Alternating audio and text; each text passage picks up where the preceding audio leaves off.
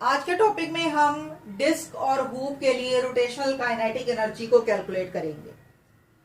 इससे पहले आपको डिस्क और हूप के अंदर फर्क पता होना चाहिए। डिस्क जो है वो रिंग की तरह की होती है, लेकिन उसकी दोनों साइड्स कवर होती हैं, यानी दोनों साइडें बंद होती हैं, जो आपकी डायग्राम 5.15 में पर्पल कलर में शो की गई है। और हूप जो है वो बिल्कुल एक रिंग की तरह होती है, जैसे आपकी हाथ में पहनने वाली अंगूठी होती है। इसके दोनों सिरे खुले होते हैं। अब यहां हमने रोटेशनल काइनेटिक एनर्जी निकालनी है, तो रोटेशनल काइनेटिक एनर्जी हमारे पास हाफ आई ओमेगा स्क्वायर के इक्वल होती है।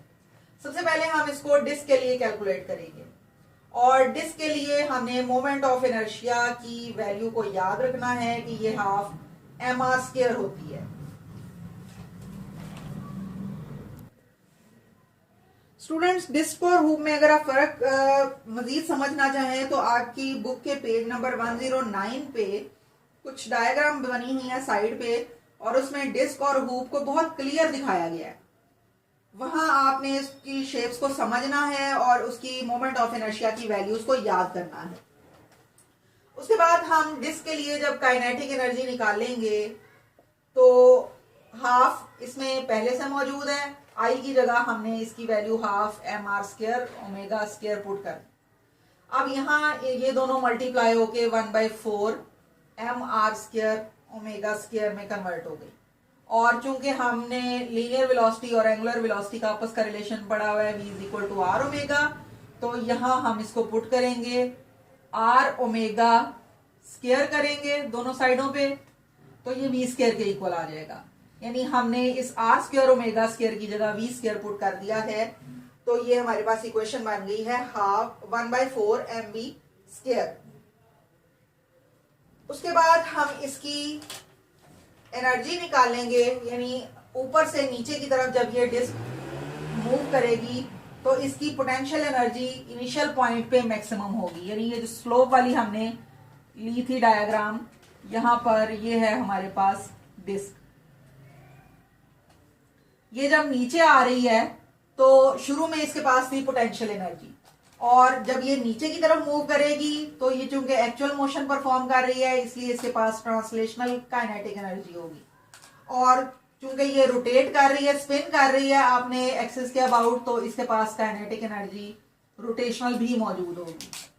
अब ये पोटेंशियल एनर्जी जो है ये एम जी एच के इक्वल होती है, translational kinetic energy half M V square के इक्वल होती है, और रोटेशनल काइनेटिक एनर्जी हमने इसकी निकाली है 1/4 एम वी स्क्वायर।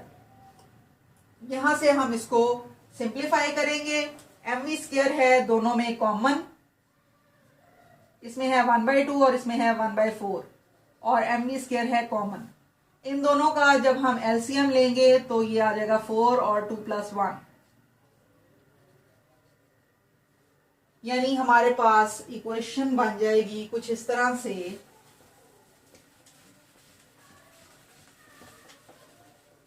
कि एम जी एच इक्वल होगी 3/4 एम वी स्क्वायर के। एम चूंकि इक्वेशन की दोनों साइडों पे है, ये कैंसिल हो जाएगा। इस 3/4 को हम दूसरी साइड पे ले जाएंगे, ये 4/3 जी एच हो जाएगा और इक्वल होगा वी स्क्वायर के। और जब हम v की वैल्यू निकालेंगे तो दोनों साइडों पे ले लेंगे इसका अंडर रूट, ये आ जाएगा v के इक्वल, और ये आ जाएगा 4/3 G H under the root. ये है हमारे पास डिस्क के लिए वो स्पीड जिससे ये ऊपर से नीचे की तरफ मूव करेगी। अब हम यही काम हूप के लिए करेंगे।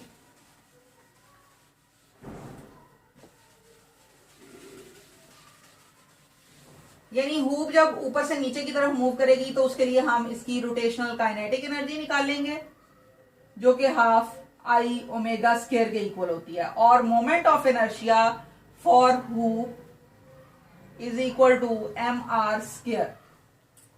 बस ये वैल्यू आपने इसकी याद रखनी है।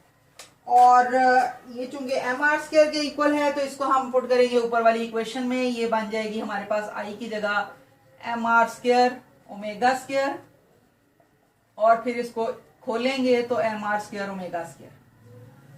ये आ गया हमारे पास काइनेटिक एनर्जी रोटेशनल का आंसर। उसके बाद आर स्क्वायर ओमेगा की जगह हमने वी स्क्वायर को पुट करना है, जैसे हमने पीछे वाली क्वेश्चन में किया था। तो ये हमारे पास रोटेशनल काइनेटिक एनर्जी आ जाएगी।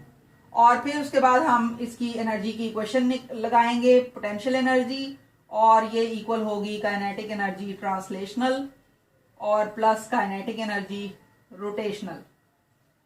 Kinetic energy translational half M V square के इक्वल है और रोटेशनल काइनेटिक एनर्जी भी हाफ एम वी स्क्वायर के इक्वल है, जबकि पोटेंशियल एनर्जी है एम जी एच के इक्वल। अब ये हाफ और हाफ ऐड होकर हो गया 1, यानी 1 M V square is equal to M G H. M और एम आपस में कैंसिल हो जाएंगे और वी स्क्वायर हमारे पास आ जाएगी जी एच के इक्वल। और फिर दोनों साइडों पे जब इसका अंडर रूट लेंगे तो वी आ जाएगा हमारे पास under root G H for hoop. अब क्वेश्चन ये है कि इन दोनों में से कौन सी चीज जल्दी नीचे पहुंचेगी, डिस्क या हूप। यहां पर v जो है उसके साथ ये टर्म मल्टीप्लाई हो रही है 4/3, जिसका आंसर ग्रेटर देन 1 होता है। यानी यहां पे आपके पास 1 मल्टीप्लाई हो रहा है और यहां पर ग्रेटर देन 1 है, तो इसका आंसर इसके मुकाबले में बड़ा होगा। इसका मतलब है डिस्क ज्यादा स्पीड के साथ जल्दी नीचे पहुंच जाएगी बनिस्बत हूप के।